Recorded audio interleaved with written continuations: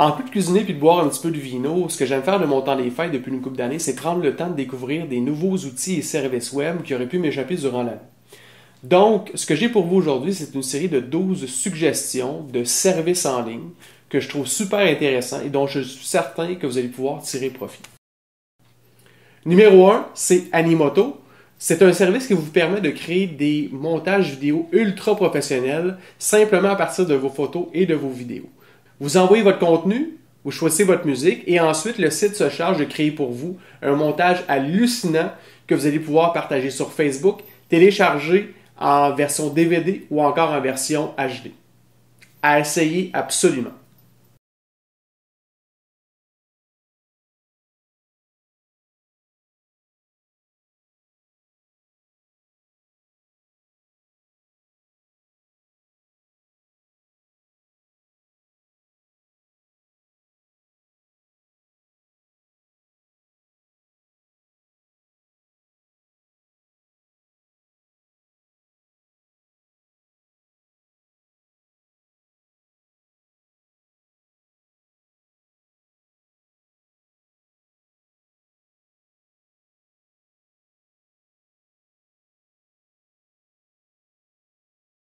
Numéro 2, ça s'appelle blurb.com. C'est un service d'impression d'albums de photos. Donc, vous envoyez encore une fois vos photos et le site va générer pour vous en fait un album qui va pouvoir vous être ensuite envoyé par la poste. Et l'album va être tout à fait magnifique, du papier de qualité, une couverture rigide pour un prix qui est vraiment très très difficile à battre. Donc, à essayer aussi.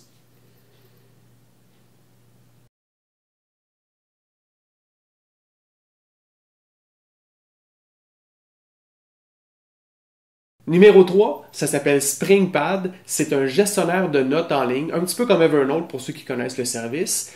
Personnellement, je le trouve mieux fait. Je trouve que le desktop est plus intéressant aussi au niveau visuel et ça vous permet de centraliser, par exemple, des recettes, des listes de cadeaux, des listes de trucs maison, peu importe ce que vous pensez mettre comme note là-dedans, ça va vous s'occuper de toutes les gérer et les centraliser pour vous. Très intéressant encore une fois et c'est gratuit aussi.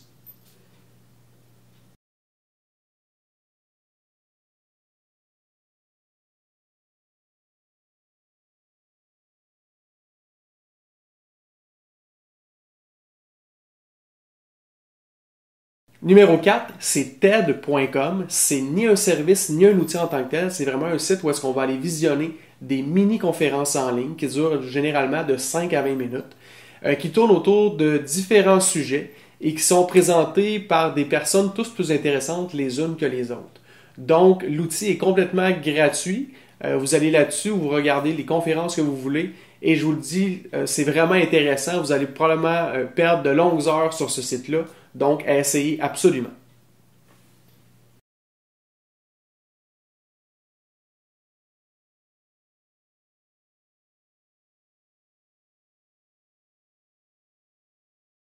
Numéro 5, ça s'appelle Lockboxer.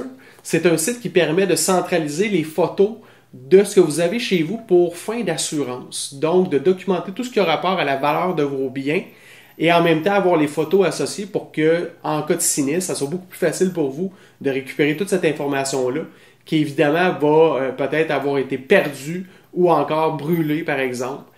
Très intéressant et surtout un outil gratuit qui peut être bien intéressant pour n'importe qui.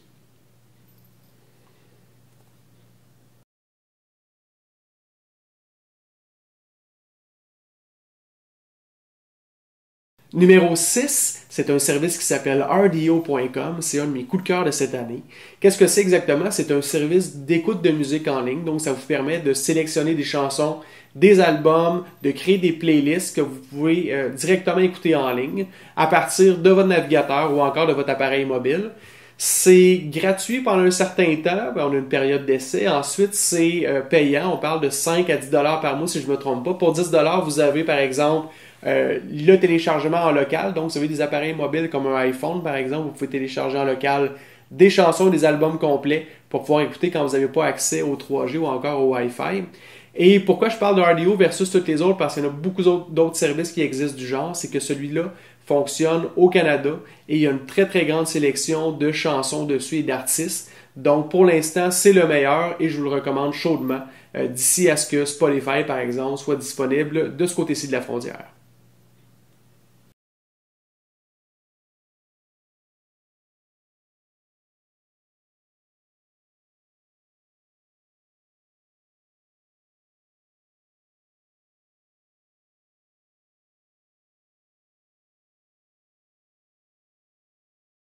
Numéro 7, c'est un service qui s'appelle Dropbox. Je pense qu'il y en a plusieurs parmi vous qui sont déjà au courant de ce que c'est.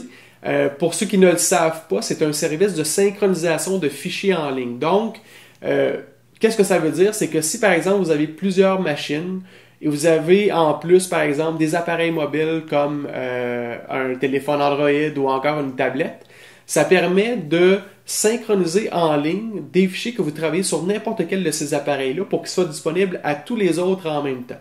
Et évidemment, pour ceux qui possèdent aussi des appareils Apple, c'est un service qui est souvent intégré à la plupart des applications, par exemple, de prise de notes, des applications de création de contenu quelconque. Souvent, c'est l'application qu'on va utiliser pour enregistrer le contenu et l'envoyer directement en ligne. Donc, Dropbox.com, un incontournable si vous avez à gérer des fichiers à travers plusieurs machines.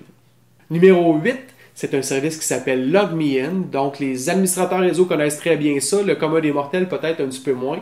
Ce que ça fait exactement, c'est si vous avez plusieurs ordinateurs, ou du moins si vous avez besoin de vous connecter à distance à, par exemple, votre ordinateur de la maison à partir du bureau, ce service-là vous permet de le faire. Donc, comment ça marche? C'est que vous téléchargez un petit utilitaire directement sur le PC auquel vous voulez vous connecter. Évidemment, tout ça, c'est fait d'avance. Vous téléchargez cet utilitaire-là, vous l'enregistrez ensuite sur logmein.com et à partir de n'importe où dans le monde, vous allez être capable de vous brancher à distance de façon très sécuritaire à votre ordinateur et contrôler la souris comme si vous étiez devant votre écran. Logmein.com, un incontournable du genre. Numéro 9, c'est un service qui s'appelle mint.com. C'est pas très connu encore parce que ça a commencé plus aux États-Unis, mais maintenant, c'est disponible au Canada. Ce que c'est un service qui vous permet de facilement établir et gérer votre budget en ligne. Donc, ce service-là se branche, par exemple, à votre compte de débit, comme par exemple, si vous avez un compte chez Desjardins, vos cartes de crédit, et va aussi analyser toutes vos transactions du mois pour vous présenter, par exemple, des graphiques qui sont déjà prêts pour savoir dans quel secteur vous dépensez le plus. Par exemple, l'épicerie, par exemple, les loisirs, les vêtements, ces choses-là. Super intéressant et pratiquement zéro effort pour vraiment visualiser un petit peu vos dépenses et ensuite prendre des mesures pour contrôler et gérer ces dépenses-là. Mint.com, super intéressant comme outil finance. Numéro 10, c'est un outil qui s'appelle Amazon Wishlist. Pour ceux qui ont déjà un compte sur Amazon, vous savez ce qu'est votre liste de souhaits. Donc, c'est une place par laquelle on va enregistrer les produits Amazon qui nous semblent les plus intéressants et qu'éventuellement on voudrait s'acheter. Mais Amazon Wishlist, ça va même plus loin que ça. Ça vous permet, si vous téléchargez le petit utilitaire ou la petite extension de navigateur qui marche par exemple avec Firefox, avec Google Chrome, ça vous permet d'enregistrer n'importe quel produit que vous voyez sur n'importe quel site. Par exemple, vous allez sur le site, par exemple, d'un vendeur d'appareils photo. Vous trouvez l'appareil bien intéressant, il y a le prix, il y a toute la description, tout ça. Vous cliquez tout simplement sur ce bouton-là dans votre navigateur et ça va enregistrer dans votre wishlist d'Amazon la description, le prix, la photo de cet item-là. Et ce qui est intéressant, c'est qu'après ça, on garde le lien avec le site source aussi. Donc, une belle place pour centraliser toutes les idées de cadeaux ou tous les items et les catégoriser aussi les items que vous voulez éventuellement vous procurer. Amazon Wishlist, Amazon.com, il n'y a pas de problème. Vous enregistrez un compte là et c'est totalement gratuit à n'importe qui. Numéro 11, c'est un outil qui s'appelle FreshBooks. C'est un service web entièrement canadien. C'est relativement récent. Et ce que ça vous permet de faire, c'est pour ceux qui offrent des produits et des services qui facturent à leurs clients. Donc, si par exemple, vous travaillez de chez vous et vous n'avez pas accès à un gros logiciel comme par exemple à Comba ou autre pour générer tous ces documents-là d'affaires, soumissions, factures et autres, cet outil-là vous permet de le faire directement en ligne. Donc, vous montez vos templates avec, par exemple, votre logo, votre adresse, ces choses-là. Ensuite, vos items que généralement vous facturez ou vous vendez. Et le site, après ça, vous permet très, très facilement, en cochant une coupe de cases, en marquant en remplissant une coupe de champs, de créer directement vos soumissions, vos factures, de même de suivre vos paiements. Et ce qui est intéressant aussi, c'est que ça va se brancher par exemple à PayPal pour justement prendre le paiement en ligne et tout ça. Et ça va même jusqu'à être capable de vous offrir d'envoyer directement papier des versions de vos documents pour ceux qui, par exemple, ne fonctionneraient pas par courriel parmi vos clients.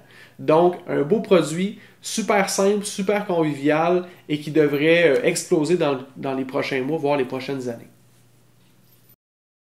Le dernier et non le moindre, c'est un service qui s'appelle moo.com, donc mou.com. Ce que c'est un service d'impression de cartes, que ce soit n'importe quel type de carte, par exemple des cartes d'affaires, des cartes de souhait, des cartes postales ou encore des mini-cartes. Et ce qui fait la distinction par rapport aux autres services du genre, c'est que oui, on a accès à des templates et tout ça, mais ce qui est le gros avantage, c'est que vous pouvez choisir pour être imprimé sur la couverture ou sur un des côtés de vos cartes, des photos qui seraient déjà dans votre compte Flickr ou dans votre compte Photobucket ou n'importe quel autre service de gestion ou d'envoi de photos en ligne. Donc, ça se branche directement à ces services-là. Vous sélectionnez les photos que vous voulez avoir et ensuite le site ou le service en arrière ou l'entreprise en arrière de ce site-là plutôt se charge d'imprimer pour vous et de vous envoyer par la poste le produit fini qui est de très très grosse qualité, très très haute qualité, un papier de qualité aussi qui vient avec ça. Les prix sont raisonnables, les frais de transport aussi, donc il n'y a vraiment aucune raison de choisir un autre service que moo.com.